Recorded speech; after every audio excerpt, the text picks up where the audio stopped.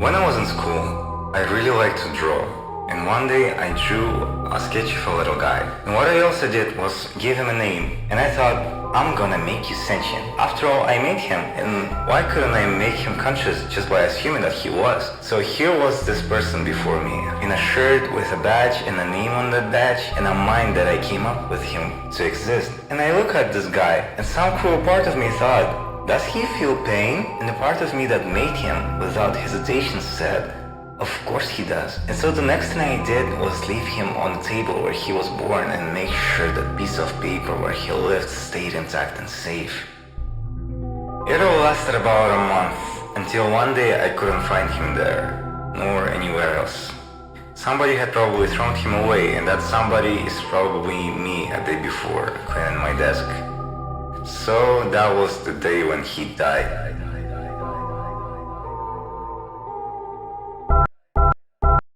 Well, hello everybody and have a good everyday everyone. Thank you on clicking on this video. It means a ton. Thank you a million times. Before we start, I want to say that a lot of stuff that I'm going to present is fucking insane and it will require a lot of mental gymnastics. It will ask many questions and it will leave many questions unanswered. For the most part, I'm just gonna give a new perspective on the things that we already know and just reanalyze everything that we were shown, like dark worlds and darkness and everything. And based on that, I'm gonna build a theory about what the larger plot of the game is and where I think we are going. And of course, though I enjoy my headcanons and findings and everything, I would be really surprised if they turned out to be true. This game is bigger in scope than any of us could ever predict. So what I'm really doing here is just trying to make sense of what the fuck I'm seeing in this game, because I love it very much. Don't be too mad at me. And one last thing I want to bring up is whether it's even fair to expect a plot like this to be intended. Because you know, if Deltarune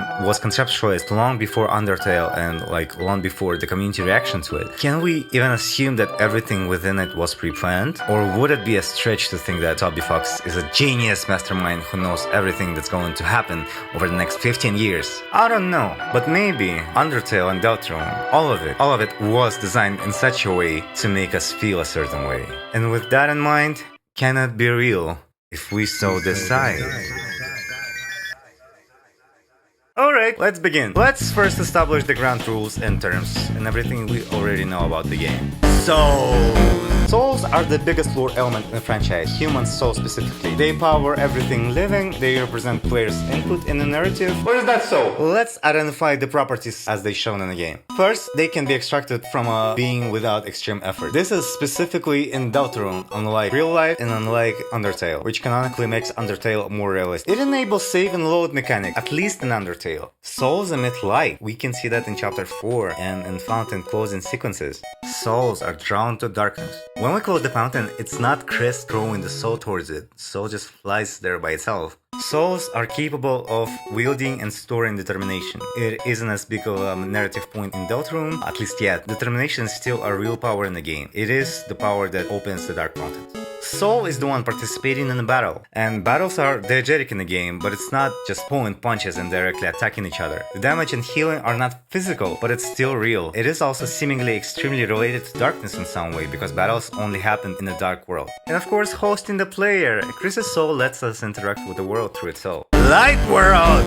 Here are some things I want to bring up about the light world. First of all, it is grounded as fuck. People are dying, politics suck, you know, it's real life problems and whatnot. The only location we will probably get to explore is the town called Hometown. It is unknown how the rest of the world functions, but the game seems to imply that there is nothing mysterious going on. Except maybe for this awful mysterious fucking shelter which is protected by an electronic lock for some fucking reason. Yeah, and it has something to do with Chris. The most important thing about the light world though, it is the only place where we can find a noticeable difference between the save files in the game. And it is Azrael's drawer that contains different things on different playthrough. Thank you, Molly, for pointing this out. As a side note, am I the only one who finds it fucking weird that there's a fucking shelter in Hometown? Like, this city is small. It's not even a city, it's a town. The population is like 5 people. Why do you have it? To hide from nukes? I'm not American, so like maybe it's normal in America. Dark World. I have a shit ton of stuff to say about darkness and dark worlds. I'm leaving this for later. Chris. is the main character of the game. We are explicitly told that Chris and us are separate entities, and though you may believe we are playing as Chris, you are actually fucking wrong. We are playing as their soul, or like the soul that is inside of them. Chris is seemingly working with the Knight. Who is the Knight? Oh, fuck you if you don't know. Go play the game if you don't know who the Knight is. Anyway, I believe in the Slash theory, so I think Chris is working with the Knight. Thank you, Double Dan. Much of Chris's character is connected to the Knight, and Chris was one of the biggest candidates to be the Knight themselves before the reveal. Chris doesn't enjoy having a soul inside. They seek privacy from it to do various things, taking Birdie to the hospital, slashing tires, eating pie, taking Thorn out of Nail's hand, whatever. They do a lot of shit behind our back. Chris loves their friends very, very much. They go out of their way to help and protect them. Duh! They like TV as a kid. Used to watch TV with their brother and their friends and their family. That's so nice. And this one last thing I'm gonna mention, it's gonna be a huge leap, so here goes nothing. Chris is Frisk. If you want more arguments, you can watch this video by Golden Anomaly. Thank you very much, thank you very much. And I really recommend it because it's very crucial to my theory. One thing I wanna mention though, in a fight against Vicabel, Chris uses Frisk's power bar. Dude, Chris is Frisk. How can you not believe this?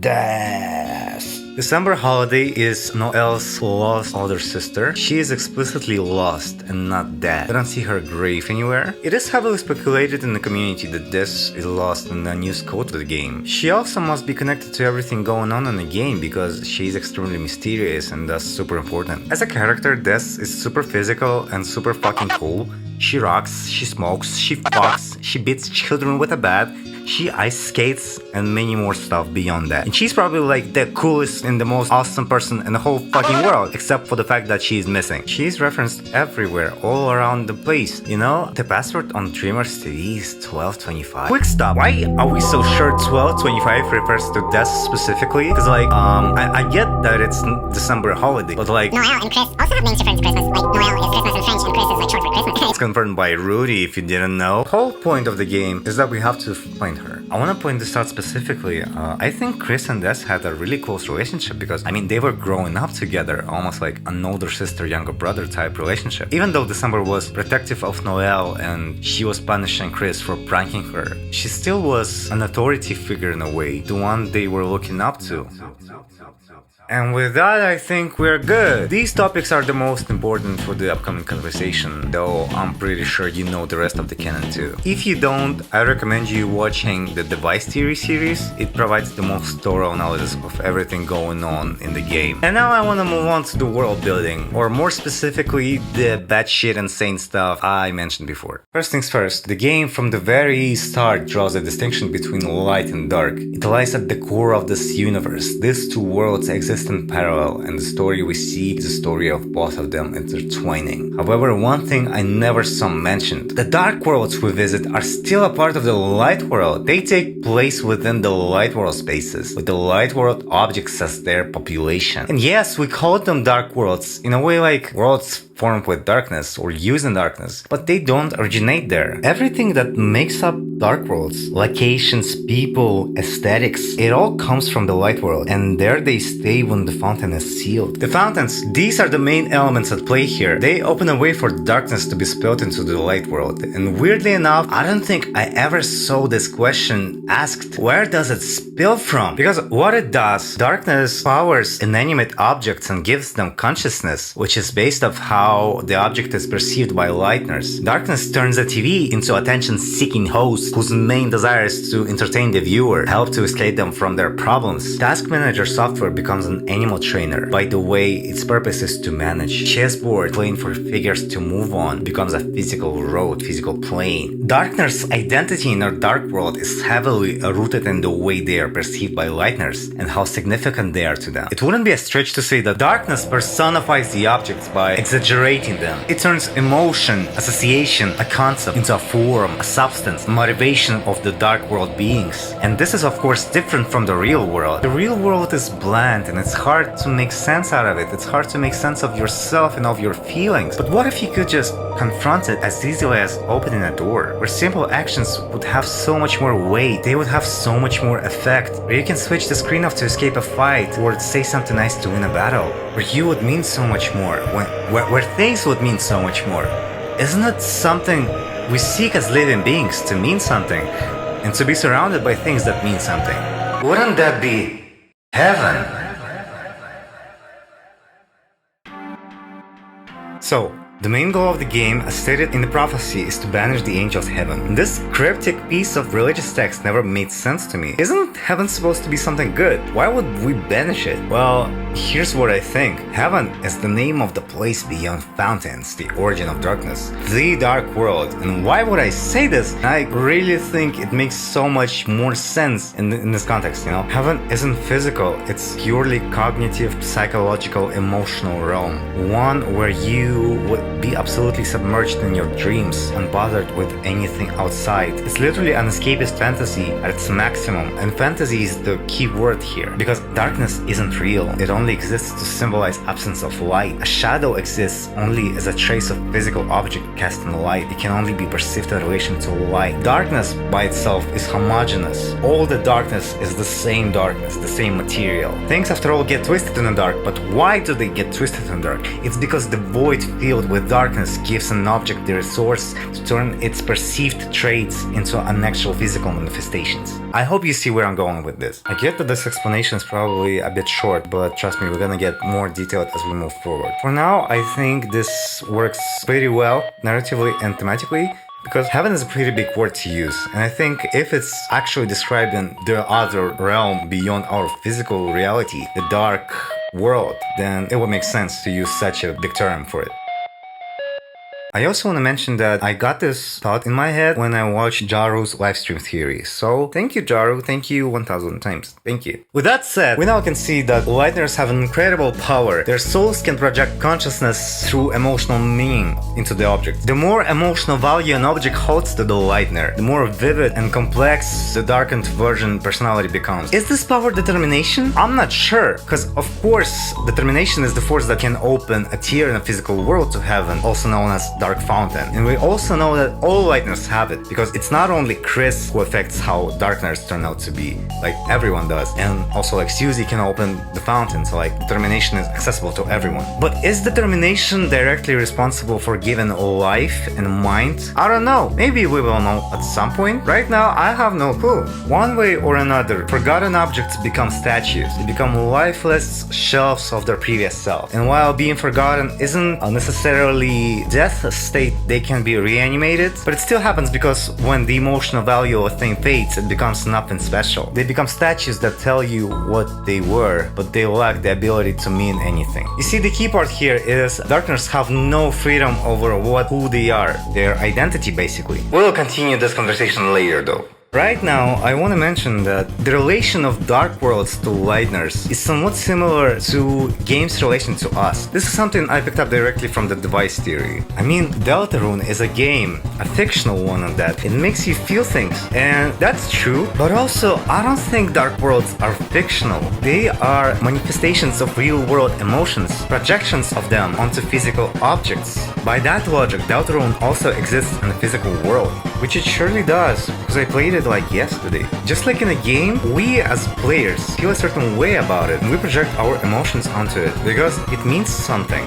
Does my view on the game changes the way it manifests, the way it is? Obviously, no. The game stays the same no matter how I perceive it. Unlike Lightners and Darkners, I have no control over the game. I can't change it just because I think something of it. I can't manifest feature into a game just because I think about it. I can't make something I feel about a game into a game. I mean, nobody else can. Or can we? February 9th, Toby Fox tweeted this. I showed my family and friends a mini-game I've been working on for Deltarune, and they all described it as a cry for help because your game is not out. Of course, there he was referring to a fan favorite mini-game character, Jackenstein. But what this also says to me, we kinda manifested Jackenstein into existence. I mean, he's a character within the game that represents a very real emotion Toby Fox experienced, a pressure under our impatience. The same way Chris's feelings under pressure of their parents' divorce made Senna into a thing he is right now. The community made Jackenstein a mini-boss about taking too long. And that's not the only time it happened. I mean, it literally happened with Mike. Tell me, who is Mike? Whoever you say he is. He's a cowboy, he's a friend, he's a little little microphone, and any answer is right, because every answer manifests itself to reality. Crazy enough, those characters were added in-game in early 2025, only a few months before the release. Almost like Toby waited for community reaction and speculation to decide how to interpret the character he created. I mean, the character we created, because we felt like it, because we thought that. Okay, dear viewer, now we step into real fucking madness. The idea I'm about to bring up wasn't never mentioned in the community before, because it's batshit fucking crazy, so just be prepared. Why is it important? Because it's not the first time he does so. I mean, that's how he created the Roaring Knight. This idea just entered my head without a knock one day, and I couldn't wash it away ever since. So I'll just drop it on you the same way. Ever since the release of Undertale, one character has been the center point of fan discussions. Chara.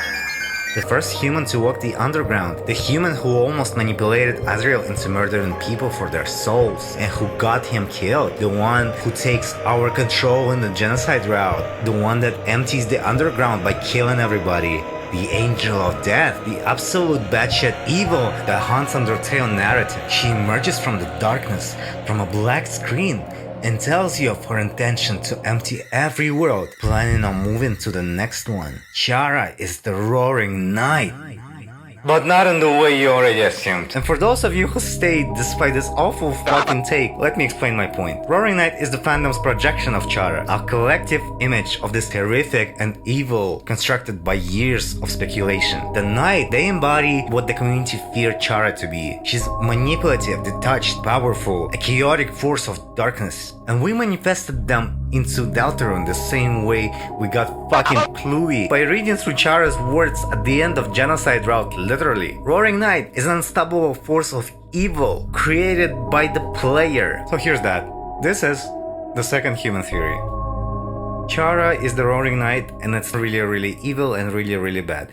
And Deltarune is actually Undertale sequel. That's it.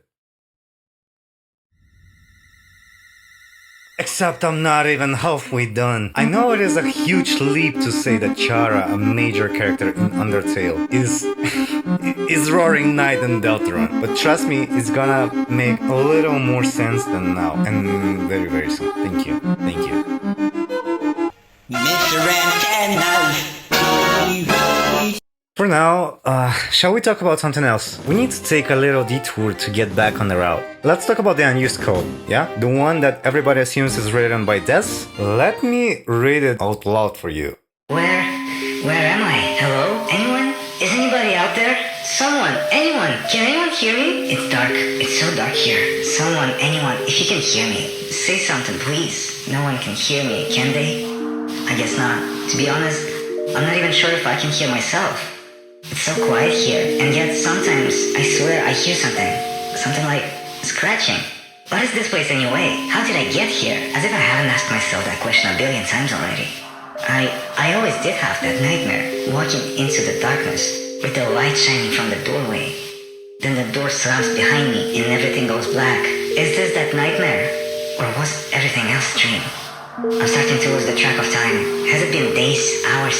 If someone told me it's been years, I might believe them. Before the sun came up, and so many wonderful things happened that made time beautiful.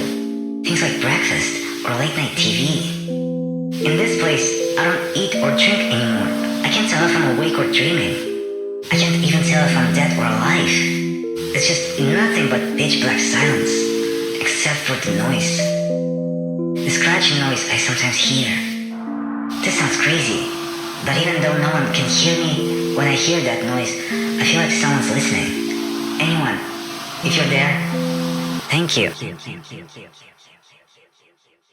Now, let me ask you, does this sound to you like something this, a girl with a fucking bat would say?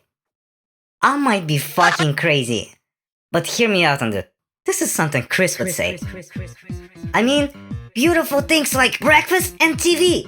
Tell me, it doesn't sound like a little kid who likes to watch TV with their fucking family. Tell me it's not a kid having a breakfast they cooked with their mom. Tell me it's not a kid who likes to watch a fucking sunrise. Bro, Chris is Frisk. You remember that, yeah? And Chris is the person lost in a code. But you may say, dude, Chris is right here. We're controlling them throughout the game. They can be both lost and not lost. Now, riddle me this. What's the matter with Chris ripping away their soul? And doing it like consistently, even before us showing up in the story? Well, what if the soul doesn't belong to Chris? What if Chris's actual soul is trapped in heaven? And this might sound insane, but just wait for the next thing I'm gonna say. If Chris's soul is in heaven, trapped, whose soul is inside of them?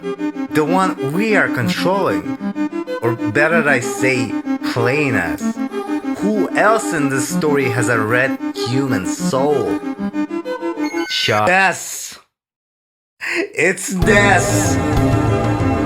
Alright, here we are. We reached the point where I can name drop the title of the video and finally talk about it without trying to build up drama. This is the second human theory. Des and Chris are two humans who lived in Hometown. Both are parallels to their Undertale counterparts. Chris is Frisk and Des is Chara. And I'm not trying to imply that Toby Fox is telling the same story all over again. But more like, these clues were given us throughout the narrative, and now they're coming up together. Finally, I can mention the details I postponed for this moment. So, let's continue. In entry 17, yes, we are talking about it. Let me remind you if you don't remember. The dark get darker. The shadows keep growing. The shadows... Dark get dark. Wait, dark get darker. The darkness keeps growing. The shadows cutting deeper. Photons reading negative. The next experiment seems very interesting. What do you two think? What is the experiment Gaster is talking about? I'll tell you what. As we know, humans can't absorb human souls, right? But what about swapping souls and bodies? And who are the two mentioned? Are they Sans and Papyrus? Sans and Alphys? Sans and whoever? Sans and Bluey? Who are you talking about? I mean, why is it always Sans? When it's obviously Chris and Des. Somehow, as a result of his studies on determination, John Guster decided to see how swapping souls would affect the living beings. Please don't ask me how the specifics of this work, like, is it all happening in Deltarune verse or Undertale verse? I don't know. Where is he from originally? I don't know. So yeah, what I think happened is John Guster put Chris's soul into Des's body and Des's soul in Chris's body. And then these two poor humans with each other's souls were separated. And what we see during the Fountain Healing sequence, it is the soul trying to get back to its original body. Humans were placed so that the souls would never be able to swap back. One was brought back to the light world and one stayed in the dark world. And because souls need the body to persist, this with Chris's soul inside was hidden away in heaven, in a body put to sleep in a stasis, like Gordon Freeman. And there she lives in a beautiful, beautiful dream, amplified to the maximum by the darkness.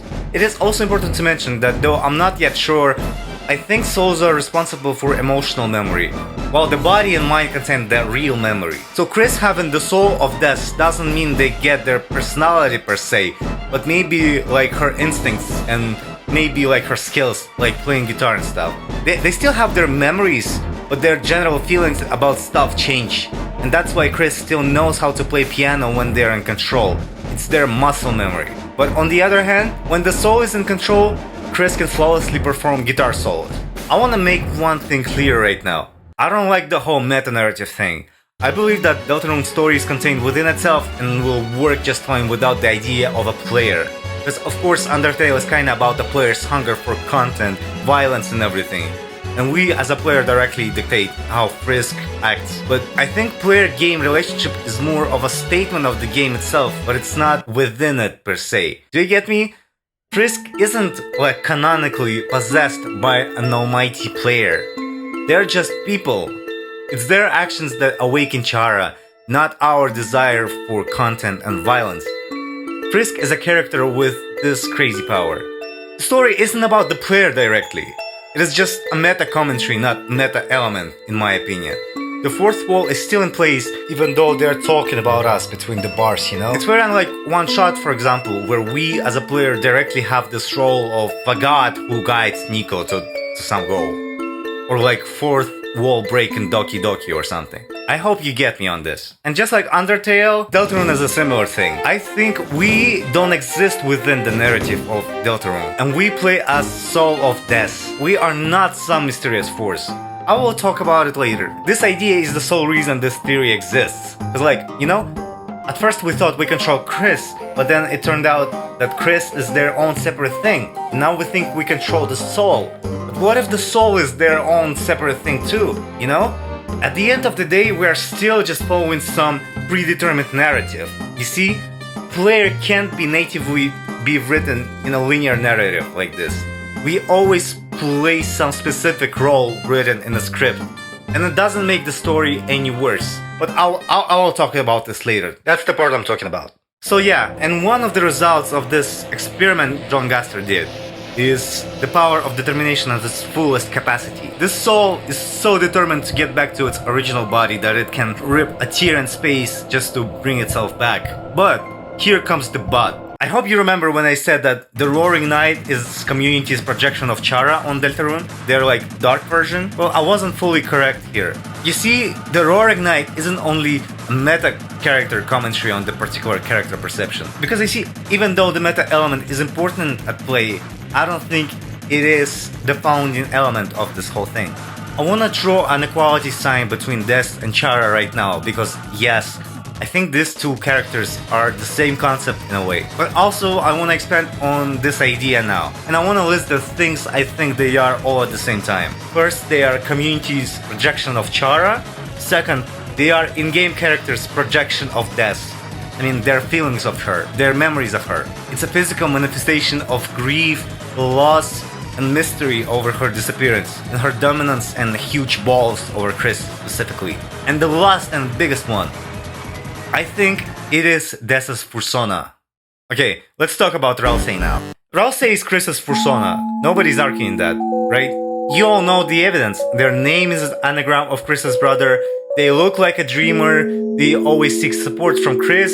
And if you're playing the game the right way and not like a fucking maniac, Chris goes out of their way to comfort Ralsei. And what I'm coming here with is, doesn't it seem to you like Ralsei is not just Chris's Fursona, but like an embodiment of their childhood self, in a way? Chris is a child of divorce, and it's not uncommon for kids to develop people-pleasing traits in such environments. And seeing how Ralsei often tries to assist, help, and only cares about others' well-being, again, doesn't it scream a child of divorce metaphor to you? Ralsei knows too much, just like kids in such households feel like they grew up too early and are victims of their experience of seeing how the family is fighting again, as well as, of course, their identity struggle, desire to be normal, to be a monster in their case, like their family. So, Chris and Ralsei are probably the parts of the same character. And so to me, it means a lot to see Chris comfort Ralsei in tense moments. It's like giving the child you were the support you always needed. Chris grew up to be the person they needed. But who is Ralsei though? A headband? A knife? A titan? A scarf? I'll tell you what I think. I think Ralsei is Chris's soul projection onto the light world from heaven. I base this on a few things. First, the prophecy and dark worlds really like to draw dreamers as a royal family. Toriel is shown in a queen's attire, as well as Asgore, and so Chris, and by extension Ralsei, must be the prince. And indeed, Ralsei is the prince, and not just prince of darkness. They are prince who was lost alone in the deepest dark. And you know who else is alone in the deepest dark? The lonely soul, trapped in heaven. My theory is that Ralsei is Chris's soul reflected right from heaven. You know, like mirrors reflect light and stuff, you know? Ralsei is Chris's soul avatar. I don't know what's the actual light world object is responsible for it, but maybe it doesn't really matter that much. When Ralsei is falling down, they just vanish. It's like you're blocking a sunlight, so the light can't get through, and you cannot see him. And because Ralsei is Chris's soul avatar, it's their soul and their body teaming up together to find a way to reconnect. And you know how I said that Roaring Knight is Chara's projection? Well, in the same way, I think Ralsei represents Frisk and what community thinks of Frisk. It's this really lovely baby that you want to protect, and not this awful teenager Chris. Even though they are the same fucking person, they just grew up and stopped being a baby. You know, like just like in real life. And that's exactly the same way Dessa's soul is manifested in the Roaring Night. But since Dessa's soul is already in the light world, where does it reflect to? I think it reflects to heaven. And Roaring Night is this projection's avatar in the light world. But how exactly does it work? That's my favorite part. Let's talk about the shadow crystals. The community is wondering what the fuck are shadow crystals? And I think I got the answer. Shadow crystals are pieces of dark world that got into the light world. Not just some dark world. Shadow crystals are the building matter of heaven. It is purely conceptual matter that forms everything in the darkness. And it is exactly what the Roaring Night is made of. I mean, we get a piece of them if we win the fight and chip a part of their sword. And since the sword is integral to their body, it literally just pops out of their hand and their body can transform however they like. I think it is all just the same material. I think it's safe to assume that the Roaring Night is just a flying blob of this metaphysical dark matter from beyond this realm, powered by memories of a lost child. Because you remember, darkness is a substance of ideas and feelings. It's not exactly physical. And the stronger a feeling or a thought is, the stronger or more apparent the effect is on the object. And the Roaring Night is formed from the strongest and most possessive feelings. It's fear and it is grief. They're acting as an avatar for Dessa's soul reflection in heaven, which manifested itself in the light world. And I think the same goes for the Titans. They are formed from fountain within a place infected with darkness already. And I think even more darkness to a place just corrupts it and turns it more into what heaven is. Titans are made of shadow crystal, the heaven building block, the heaven matter. But you know, how do we know which exact memories and feelings are there in heaven? Is it predetermined that a specific feeling will be evoked by a specific thing? Like you're gonna like this coffee and this coffee will be nice in a dark world, or maybe like you won't like this coffee and coffee will be evil in the dark world. And this led me to a thought. Heaven is not just a realm of random thoughts and emotions. I think it's a realm of all the thoughts and emotions. I think the darkness is essentially at the superposition up until you decide how you feel about it. So it's like it is anything you want it to be. It's a collection of every possible outcome at the same time. It is literally daydreaming. Darkness is not an objective reflection of reality. It is whatever you perceive it as. And now let's talk about Javel and Spamton, because we know that they were driven mad by shadow crystals. But why? I think because it showed them every version of them in a way. Because like shadow crystal contains every possible outcome and every possible version of you. It also means that there is a place where this thing comes from. So it shows them that their consciousness is just a product of darkness spilled on a light world object.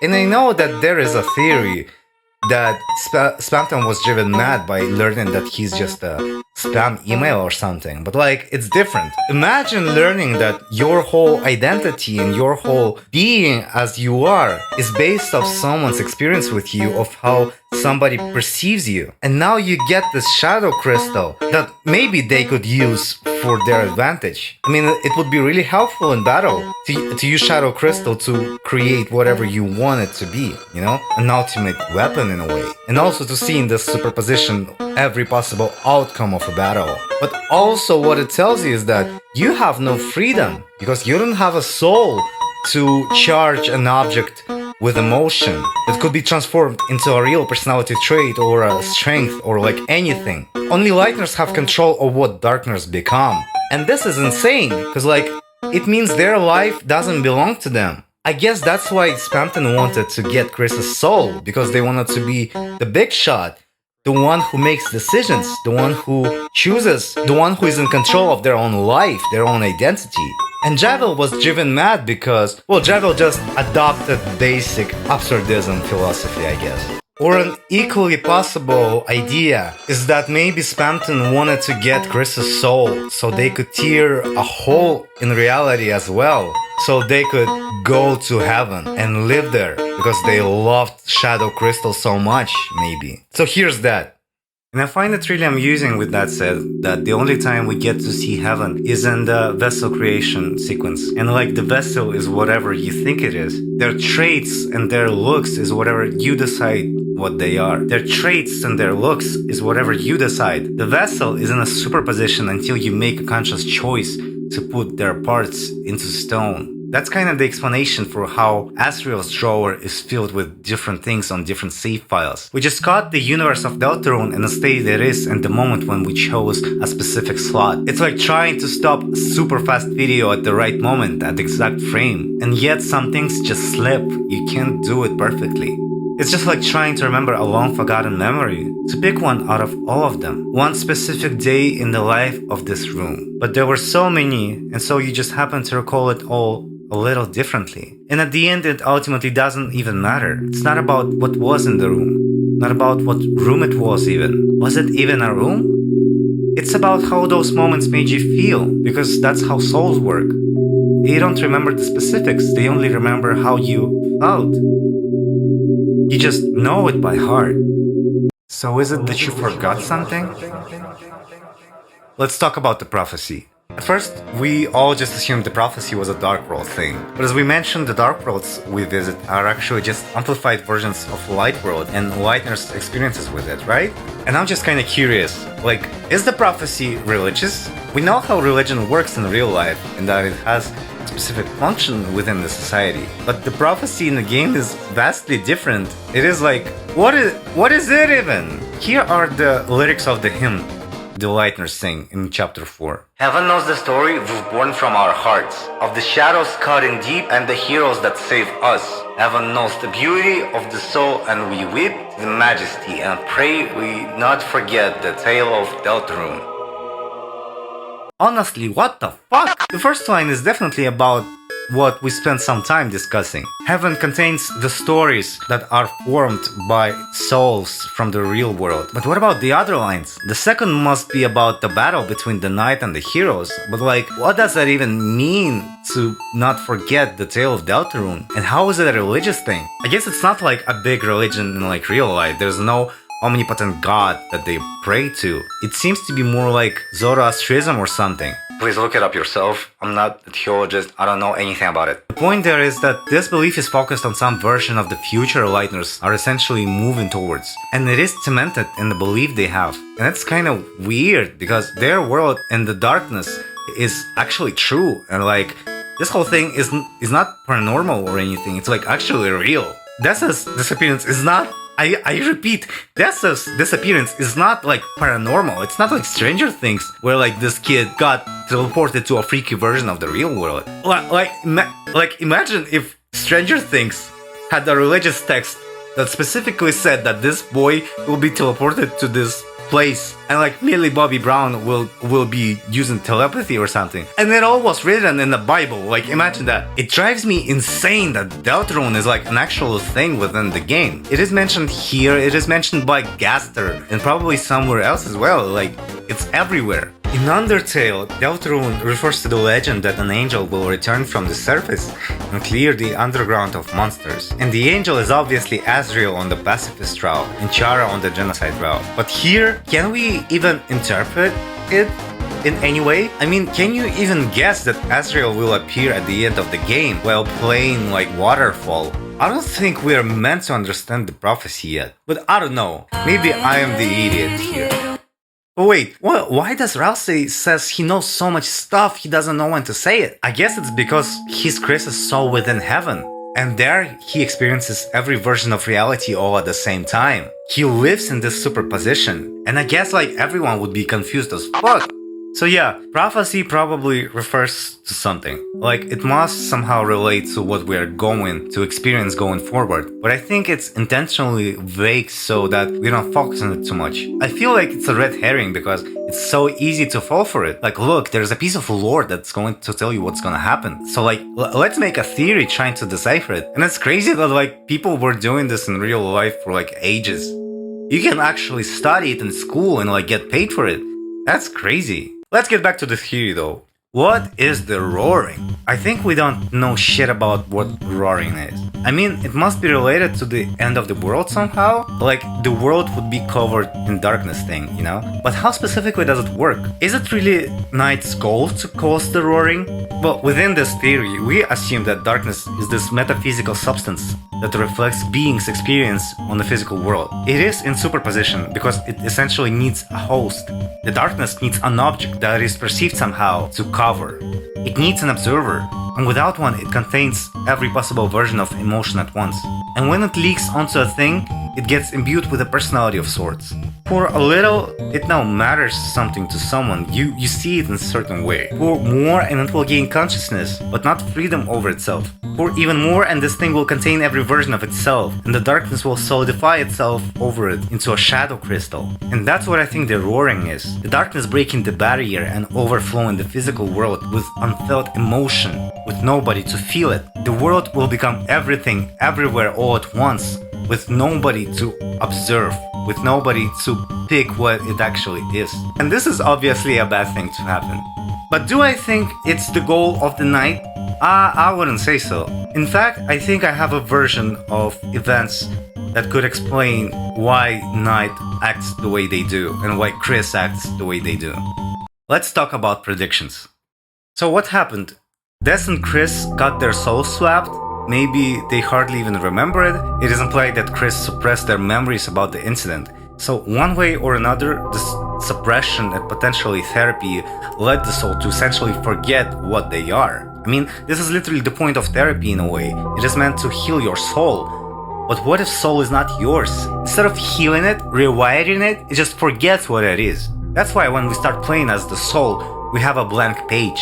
It might sound weird, but I don't know if Chris likes Des that much, or specifically her soul inside them. It is implied that they don't, and maybe the cage thing was meant to be like an escape for a poor child from the trauma of being possessed by somebody else's emotion, somebody else's soul. Maybe Chris doesn't necessarily hate the soul, they just don't like feeling other people's feelings. Maybe they just prefer to feel nothing at times, so that's why they need the cage. It is surely uncomfortable to live a life while having a stranger's emotional baggage within you. I hope I'm doing a good job of translating this idea to you. Also, the Eggman, yeah. He's really the character most relevant to Chris's and Des's shared psyche. So far, he's the one connecting Chris's childhood with whatever is going on. He's very related to what happened to them in the forest, I guess. And when I say them, I mean both of them, because it's a thing that happened to two of them. I still don't know what exactly it is though. It is implied that violence took place, but I really lack any context to share.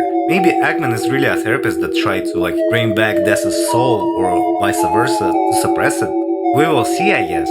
One thing I know though is that Chris tries their best to keep the soul from learning the truth. The community goes wild thinking Chris is evil because they're trying to do something shady and something really evil behind our back when they rip the soul out.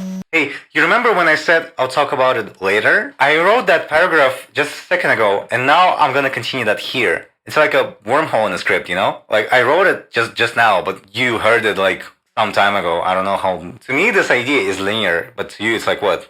10 minutes ago? 5 minutes? I don't know. So yeah, anyway. Think about this. First, you think you play as Chris, and then comes the big twist of the chapter 1. Chris is not actually you. They are their own separate person. But who are you then? You could say that we are literally some higher plane being that got devised into the reality to play a certain role. But we are just us, the player. And applying the same logic, we just applied to Chris. What if the character we control is not just a blank slate? What if the soul we play as is actually a real character within the story? I mean, it was a big twist in Undertale. The shock value is that we are not just playing as Frisk, we are actually playing as a separate being. But we came up with this ourselves? There's not really an actual in-game mechanic, it's just a metaphor. I know the game refers to us, but I think it's a writing technique rather than an actual thing within the universe. And now Toby Fox thinks that if they think that soul is our self-insert, then let it be. And you know what's something you can do with an audience that is convinced of something? You can slap them in the face with a big twist that would say that they are fucking wrong. You just gaslit yourself into something you wanted to believe. You made what you think your reality. Bro, isn't that how the darkness works? Okay, now, let's get back to the reason why Chris doesn't want us, and I mean not us, Des, to learn about certain things. Because maybe if the soul remembers the incident, if they remember who they are, maybe it will somehow affect the plan Chris has to swap the souls back. This is a stretch though, and here comes a little speculation. I think Chris works with the Knight, but their goals are ultimately good. Both Chris, Des, and by extension, their projections, aka Ralsei and the Roaring Knight, want to achieve one thing. To return Des back to the light world and swap their souls back. And hopefully not cause the roaring. Oh fuck, I forgot to write what roaring is. Okay, let me go back in time and write the chapter about it. Okay, done. I think I now mentioned it like a few minutes ago. The prophecy, on the other hand, is meant to create a fake narrative for the soul to take part in. So this big plan wouldn't seem as what it actually is. So being unaware of the real plan is extremely important for some reason. I don't mean that prophecy is completely wrong and useless. I think it is us who misunderstand it, that our quest on stealing the fountains and beating the Knight is all it is. I mean, it sounds pretty boring. There's a fountain open, please close it and stop the Knight doing it. Maybe the Knight is opening the fountains to figure out the location where the Des's body is hidden, and Chris is reaching them to see if the place is right. If the soul finds its way to the body, then the goal is reached. And if not, the portal can be sealed. And that's what they actually do. Why did they make sure Undyne doesn't get involved by getting her locked in the shelter? Maybe in the church, the Roaring Knight opened a fountain inside the fountain because they were sure the body was there, in the church. He opened a new hole in reality expecting Des's body, but unfortunately just manifested a titan. Maybe the body of Des is actually in superposition, in every place at once, and they're just trying to catch it. The fuck do I know, really? But I feel like the game is leading us to this reveal, that nobody is actually evil, it's just a game of half-truths. And also here's this little thing I thought of right now. What if the girl from the prophecy is actually Des? So it actually goes, the cage with human soul and parts, the girl with hope crossed on her heart, and the prince alone in deepest dark. I mean, it's quite literally the Father, Son, and Holy Spirit. Three parts of Chris. Their body, the soul that is controlling them, and their actual soul. This is insane! Of course, there surely is a better explanation. And my dream is for this theory to get big enough to get some assistance from the community to find it. So for now, this theory is probably just a stream of consciousness and probably nonsense. There's one last thing I find really amusing though. When you first reach Toriel's home, there's this song playing. It's called Home. And there are two versions of it. One is playing when the lights are on, and that's the one that is played on a guitar. But if you switch the lights off and it's dark, the music box version plays.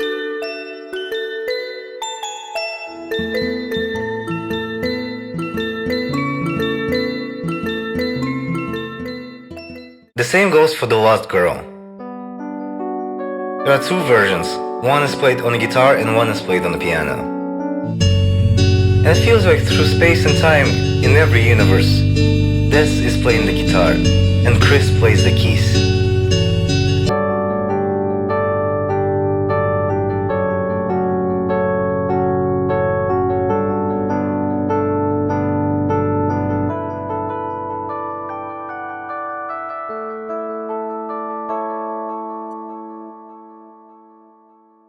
Oh my god, I just remembered that I didn't say anything about Des being a human in the first place. So like, she has human shoes. That's pretty much it, but like, that's still something. Yeah, cut me some slack, thank you. Have a good night.